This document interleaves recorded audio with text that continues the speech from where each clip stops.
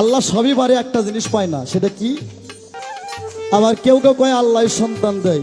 আমি বিয়ে করলাম করে বউ ঘরের মধ্যে তালা দিয়ে থুয়ে আমি বিদেশ গেলাম, আমার বউয়ের সোল হোক তো পেটের মধ্যে, কি হবে না? গান। আসসালামু আলাইকুম আরহামতুল্লাহি ওয়া বারাকাতুহু নাহমাদুহু ওয়া নুসাল্লি আলা রাসূলিহিল কারীম আম্মা বাদ। আপনারা তো ভিডিওটি শুনলেন যে আনোয়ার বায়াতে তার নাম সে কি বলল। আবার ভালো মতন ভিডিওটা শুনেন। আল্লাহ সবই পারে, একটা জিনিস পায় না, সেটা কি? আবার কেউ কেউ কয় আল্লাহ সন্তান দেয়।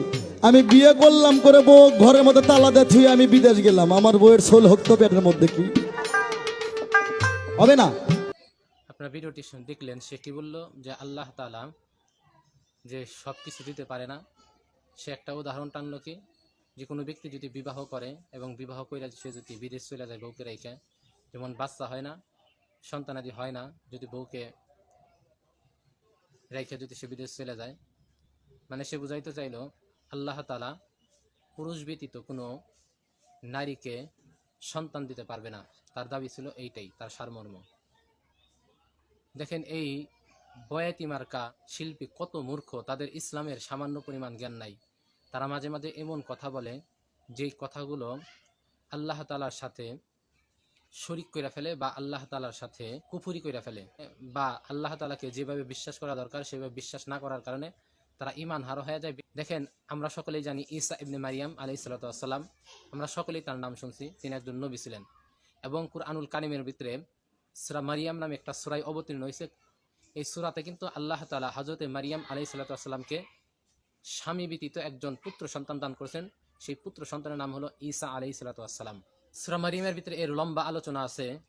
যারা আমরা কোরআন শরীফ পড়তে পারি না, আপনারা দেখবেন এর বাংলা যে অনুবাদ আছে, আপনারা বাংলা অনুবাদ দেখবেন। সূরা মারিয়ামের ভিতরে বিস্তার আলোচনা আছে যে হযরতে মারিয়াম আলাইহিস সালাতু ওয়াস সালামকে কিভাবে আল্লাহ তাআলা স্বামী ব্যতীত তাকে পুত্র সন্তান দান করলেন। যখন হযরতে মারিয়াম আলাইহিস সালামের কাছে আল্লাহ তাআলা হযরতে জিবরাইল আলাইহিস সালাম পাঠাইলেন, এবং দেখার পর হযরতে মারিয়াম আলাইহিস সালাম অবাক হয়ে গেলেন। তিনি বললেন যে তুমি আল্লাহ তাআলাকে ভয় করো। তখন হযরতে জিবরাইল আলাইহিস সালাম বললেন যে আমি তোমার প্রতিপালকের পক্ষ থেকেই প্রেরিত। তখন বলল কেন আসছো?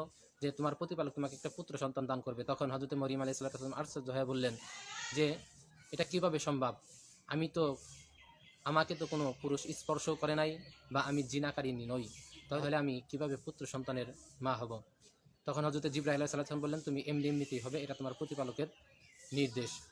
তখন বললেন কেন? তখন বললেন যে এটা হবে যে তাকে মানুষের মধ্যে একটি নিদর্শন স্বরূপ বানাইবেন, অর্থাৎ হযরতে ঈসা আলাইহিস সালামকে মানুষের মধ্যে একটা নিদর্শন স্বরূপ বানাইবেন যে আল্লাহ তাআলা সব করতে পারেন। আল্লাহ তাআলার কাছে কোনো কিছু অসম্ভব না, আল্লাহ তাআলা সবই পারেন। আল্লাহ তাআলা ইচ্ছা করলে কোনো নারীকে কোনো পুরুষের স্পর্শ ছাড়াই আল্লাহ তাআলা কোনো নারীকে মা বানাইতে পারেন। এটা আল্লাহ তাআলার কুদরত, সবই আছে। আল্লাহ তাআলা কিন্তু একটা নিদর্শন দেখাইছেন। ইচ্ছা করলে আল্লাহ তাআলা এখনো বানাইতে পারেন, কিন্তু আল্লাহ তাআলা এখন আর বানাবেন না। কিন্তু এই সমস্ত বয়াতি যারা ইসলামের এই বিষয় সম্পর্কে না জানার কারণে তারা মানুষকে ভুল ভুল ধারণা দেয়, বা মানুষকে ভুল ভুল শিক্ষা দেয়, যেই শিক্ষার কারণে মানুষ ইসলামের দিকে বিমুখ হয়ে যায়, বা ইসলামের ব্যাপারে তাদের অজ্ঞতা থেকে যায়। তারা ইসলামের মধ্যে এমন এমন মাঝে মাঝে মন্তব্য করে ফেলে, যেই মন্তব্য আজ পর্যন্ত কোনো কাফের মুশরিকও করার সাহস পায় নাই।